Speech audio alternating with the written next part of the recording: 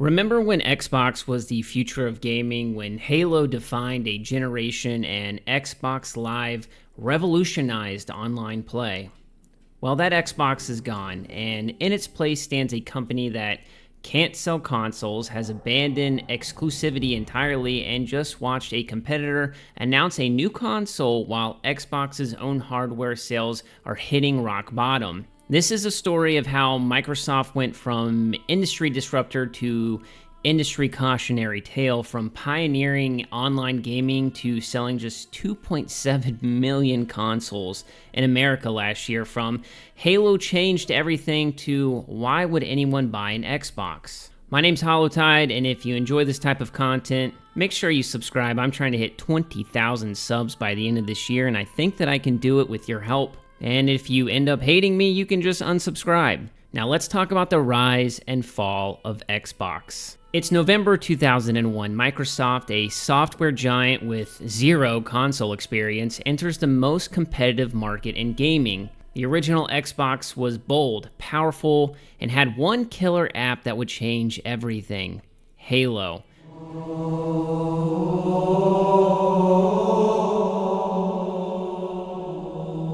But the real innovation came a year later. November 2002, Xbox Live launches. Not just online play, unified online gaming, friends list, matchmaking, voice chat, a global gaming arena that took console players beyond their living rooms. It was transformative. By 2006, Xbox Live had 6 million subscribers, and 2/3 of them joined to play Halo. Think about that. One game franchise drove that entire ecosystem. Then came the Xbox 360 in November of 2005. This was Xbox's golden age. Within 2 years, it became the first console to sell 10 million units in the United States. By 2015, the 360 had moved around 80 million consoles worldwide, and Xbox Live membership topped 12 million. Microsoft had done it. They challenged Sony and Nintendo and won market share through innovation. Xbox wasn't just a console, it was where friends gathered, where competitive gaming thrived, where the future was being built. But unfortunately, that future was about to collapse. In May 2013, Microsoft unveils the Xbox One, and it's a disaster of historic proportions. There were online check-ins, region-locked games, severe restriction on used game resale, and an always online requirement that meant if your internet went down, your $500 console just became a brick in your living room. The backlash was immediate and global. Outlets reported that gamers felt Microsoft was taking away their control over their own consoles. Microsoft reps were caught flat-footed trying to explain why you needed to connect to the internet every day just to play single-player games. Meanwhile, Sony's PlayStation 4 presentation was masterful. No restrictions, no always online nonsense. It was $100 cheaper. The gaming community responded with polls, memes, and their wallets, and they were all favoring Sony. Eventually, Microsoft caved in. On June 19th, 2013, Xbox boss Don Mattrick announced a complete reversal. Xbox One games would work exactly like Xbox 360 games. There was no 24-hour check-in, no limits on sharing disc games, and outlets were calling it the biggest backtrack in gaming history. But the damage was irreversible. By August of that year, Mattrick was out, Phil Spencer was promoted to clean up the mess, and industry observers dubbed 2013 a terrible year for Xbox. And they were right.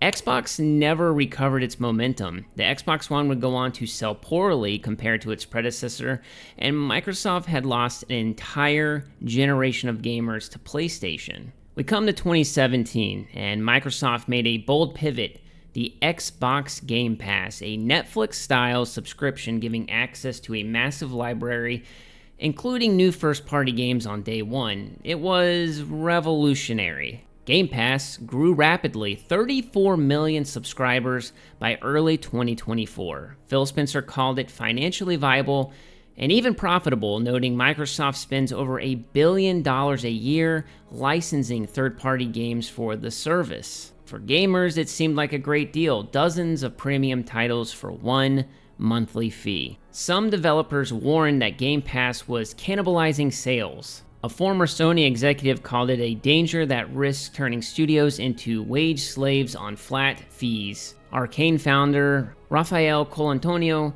condemned it as unsustainable and increasingly damaging. When Call of Duty Black Ops 6 launched on Game Pass, analysts estimated Microsoft lost around $300 million in retail sales. Spencer defended the move, but acknowledged it isn't meant for everyone. Then came price hikes. In July 2024, Game Pass Ultimate jumped from $16.99 to $19.99, and a new middle tier at $14.99 removed day one access, and by late 2025, Ultimate had doubled to $29.99 per month. That comes out to about $360 a year. You could buy 6 brand new games at launch for that price. Spencer admitted console subscription growth had plateaued. Game Pass represented only about 15% of Xbox's gaming revenue, and the Netflix model wasn't working as planned. Former Xbox leader Laura Fryer called the price increases a betrayal of fans, saying Microsoft leadership was completely out of touch with the modern gaming audience. Looking back from 2020 onward, Microsoft went on a spending spree. In September, the ZeniMax Bethesda acquisition came at $7.5 billion, and Phil Spencer promised it would make Xbox and PC the best place to experience new Bethesda games, with some titles exclusive to Xbox. Later in 2023, Spencer explained a key motive. It was content control. He feared Xbox could fall further behind without major studio acquisitions. Then came the big one. In January 2022, Microsoft announced it would buy Activision Blizzard for $68.7 billion. The deal faced intense regulatory scrutiny. The FTC sued to block it. The UK initially prohibited it, and there were protracted appeals. Spencer insisted Microsoft wouldn't slam the door on platforms. He met with Sony's Jim Ryan, offering a 10-year licensing deal for Call of Duty on PlayStation, but many remained skeptical. Critics feared consolidation would reduce competition and innovation. The aftermath proved those critics right. Early in 2024, Microsoft cut roughly 2,000 gaming jobs and closed studios like Tango, GameWorks, and Arcane Austin. By mid-2025, reports emerged of 9,000 jobs cut across Microsoft, including Xbox and Activision Blizzard. Many high-profile projects were canceled: Perfect Dark, Everwild, and Spencer defended these as hard decisions needed to run a healthy business. Xbox's head of game content and studios, Matt Booty, emailed staff about prioritizing high-impact titles. Studios that had been acquired in 2021 were shuttered within a few years, often in the middle of projects. The promise to nurture creative talent, well, that was empty words. And looking into the numbers, they tell a devastating story. 2024 was the worst year in Xbox history, just 2.7 million units sold in the US. Europe was worse, where only 290,000 units were sold, down from 550,000 in 2023. Combined, Xbox sold under 3 million consoles across 2 major markets. Microsoft reported a 42% drop in Xbox hardware revenue for the quarter ending in June 2024, and by August 2025, hardware sales were down 22%. By October 2025, down 29%. Some estimates place total Xbox Series X and S lifetime sales at around 30 million units, far behind the Xbox 360's 80 million. Meanwhile, PlayStation 5 is holding steady and in some cases growing in many markets. Rumors started to swirl that retailers would stop carrying Xbox consoles entirely due to the lack of demand. Looking back at January 2025, Phil Spencer gave a series of interviews that shook the gaming world. When asked if Starfield would stay exclusive, Spencer said, "No. There's no reason for me to put a ring fence around any game," he explained. "To keep games off other platforms, that's not a path for us." Games like Indiana Jones and The Great Circle, Doom, The Dark Ages, and The Outer Worlds 2 were confirmed for PlayStation 5. Rumors suggested that Halo, the Master Chief Collection, Flight Simulator, and even core franchises like Gears of War could go multi-platform. Looking back at the Master Chief Collection rumor, man, At the Xbox Developer Direct in 2025, only one game was a Series XS exclusive, South of Midnight. Every other featured title listed PlayStation 5 as a platform. Spencer justified the strategy, saying creators want to reach as many players as possible. He said Xbox would win based on the capabilities of our hardware, not exclusive games. But here's the problem. Why would anyone buy an Xbox if they can play Xbox games on PlayStation, PC, or the cloud? Even gamepass can be accessed on other devices. Spencer claimed that he's no longer trying to move PlayStation and Nintendo players over to Xbox. Instead, Xbox is attempting to be a publisher that exists across all platforms. That's not a console business. That's actually Sega's playbook.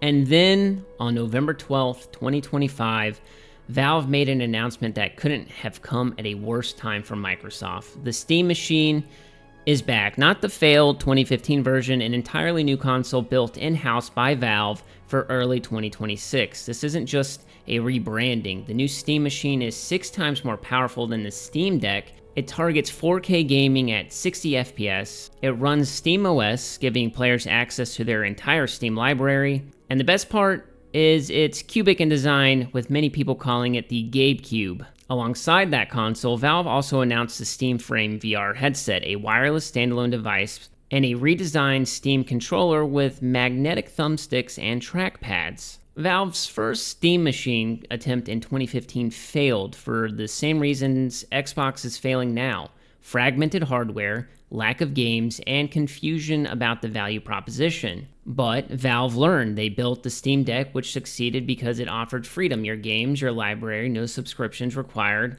And the new Steam Machine builds on that foundation with even more power. Meanwhile, Xbox seemingly learned nothing. They doubled down on subscriptions that gamers resent. They closed beloved studios. They abandoned exclusivity without offering a compelling reason to stay in the ecosystem. I will say I'm a bit biased because I'm mainly a Halo player, and that game going to PlayStation is probably the best thing for the franchise, but maybe not necessarily the best thing for Xbox. Valve is offering PC gaming freedom in the living room, and Xbox is offering nothing distinctive. Game Pass, it's available everywhere. Xbox games, they're coming to PlayStation.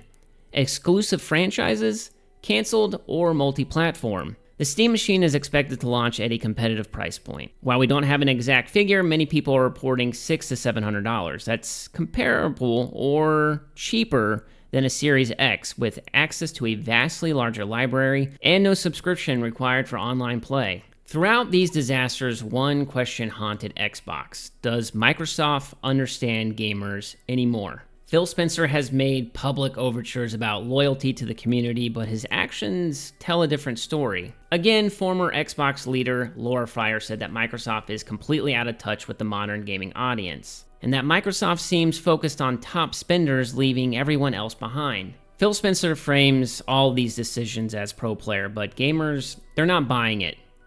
Literally, they're not buying Xbox consoles, they're not buying Game Pass, they're not convinced by the pivot to multi-platform, and they see a company chasing quarterly profits instead of building long-term trust. So looking back, the fall of Xbox isn't just one mistake, it's a cascade of failures. Arrogance and anti-consumer policies destroyed brand trust. Game Pass looked like innovation, but undermined hardware sales and studio sustainability. Massive acquisitions promised competition, but delivered layoffs and closures. And now abandoning exclusivity removed the last reason to own an Xbox. Throughout it all, Microsoft prioritized short-term financial engineering over long-term community building. They optimized Game Pass subscriptions and multi-platform revenue instead of making people love Xbox. So where does Xbox go from here? Rumors suggest a mid-generation console refresh, possibly even a handheld. But why? Who's going to buy it? If all Xbox games are on PlayStation, if Game Pass is accessible everywhere, if there are no exclusive reasons to invest in Xbox hardware, what is the point? Meanwhile, Valve is launching the Steam Machine with PC gaming freedom. Nintendo has been preparing the Switch 2 with beloved exclusives, and PlayStation continues dominating with strong first-party titles and smart-timed exclusivity. Xbox has become what it feared most: irrelevant. the company that pioneered Xbox Live, that made Halo a cultural phenomenon that challenged industry giants. That Xbox is gone. In its place is a subscription service cosplaying as a console brand. Microsoft still has talented studios, beloved franchises, vast resources, but none of that matters if they don't understand what gamers actually want. Great games on great hardware with a reason to invest in your ecosystem. The rise of Xbox was about innovation and community, and the fall of Xbox is about spreadsheets and consolidation. Valve announced a real console with a real value proposition. Xbox became a cautionary tale, a reminder that you can have all the money in the world and still lose if you forget what made gamers love you in the first place. So what do you think? Is Xbox finished as a console maker, or can they turn this around? Let me know in the comments. I read all of them. If you enjoyed this deep dive into Xbox's collapse, hit that like button and subscribe for more gaming industry analysis. I plan on making more videos like this in the future, so if this video is received well, if it gets, a bajillion likes, then I'll know that people like this kind of content, and I'll set aside some time to make more. Thanks for watching, and I will see you in the next one.